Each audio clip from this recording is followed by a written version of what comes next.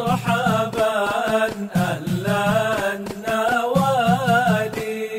Kemudian dilanjutkan hadis bab ma yaqul ba'da takbir, bab apa yang dibaca sesudah takbir. An Anas radhiyallahu anhu anna an-nabiyya sallallahu alaihi wa alihi wasallam wa Abu Bakrin wa Umar radhiyallahu anhuma kanu yaftatihuna salat bihamdi lillahi rabbil alamin. Dari Sayyidina Anas mengatakan bahwa sesungguhnya Nabi sallallahu alaihi wa alihi wasallam bersama Sayyidina Abu Bakar, Sayyidina Umar, nah mereka jika memulai salat membaca alhamdulillahi rabbil alamin, suratul Fatihah. Nah, riwayat ini tanpa baca bismillah. Tanpa baca bismillah. Ini menjadi hukum dari mazhab Maliki. Mazhab Maliki tidak membaca basmalah di surat Fatihah. Mereka menganggap bahwa basmalah itu bukan bagian dari surat Fatihah. Mazhab Maliki.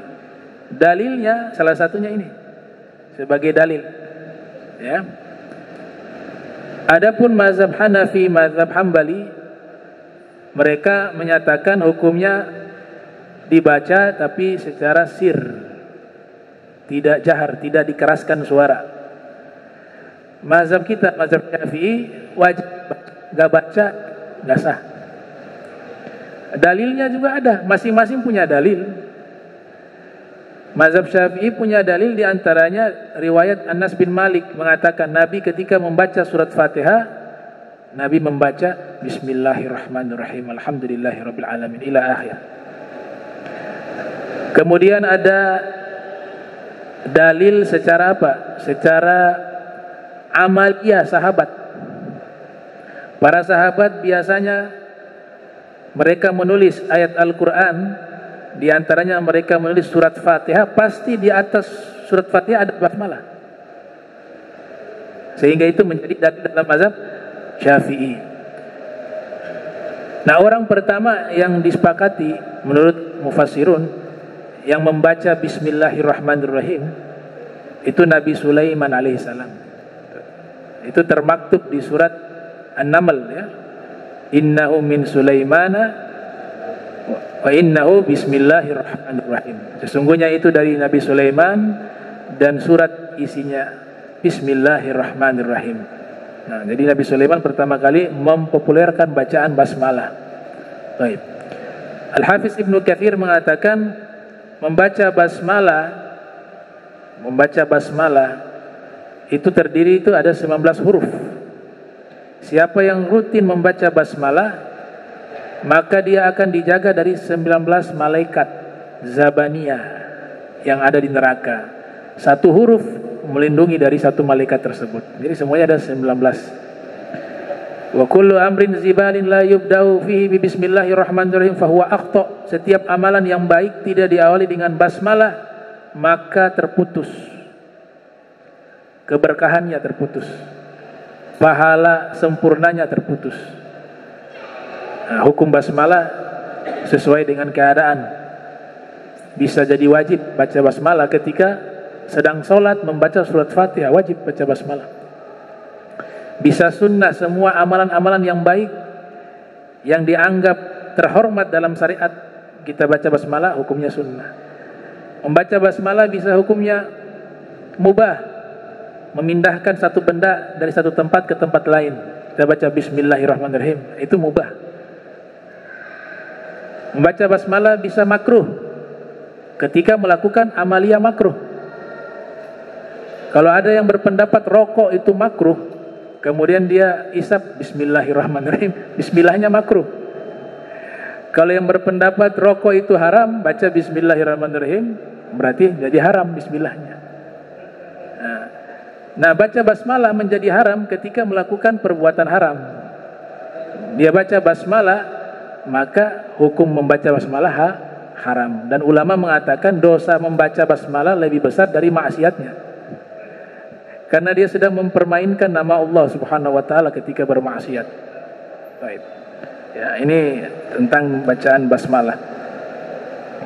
Hadis yang berikutnya Dari Abi Hurairah mengatakan kana Rasulullah sallallahu alaihi wa alihi wasallam yaskutu baina takbir wa bainal qira'a iskatah faqultu bi abi wa ummi ya Rasulullah iskatuka baina takbir wal qira'ah ma taqul qala aqul Allahumma naqqini minal khataaya kama yunaqqa thawbul abyad minad danas Allahumma ghsil khataaya bil ma'i wa thalji wal bard. Hadis dari Abi Hurairah mengatakan bahwa sesungguhnya Rasulullah sallallahu alaihi wasallam beliau diam sesaat di antara takbir dan membaca ayat Al-Qur'an, surat Fatihah, dengan ada jedah waktu diam. Maka saya berkata, demi ayah dan ibuku wahai Rasul, diamnya engkau di antara takbir dan bacaan, apa yang kau baca? Jadi ada sunnah, ya, sunnah lagi nih.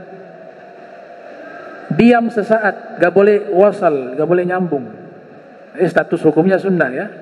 Itu ada 6 tempat.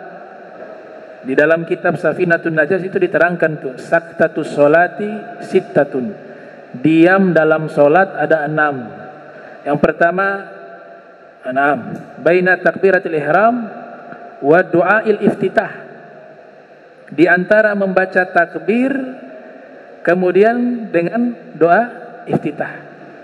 Itu selesai baca takbir Allahu Akbar, jangan langsung baca doa iftitah. Sunnahnya diam sesaat. Namanya saktah, ya. Dalam ilmu tajwid juga ada itu bab saktah, ya.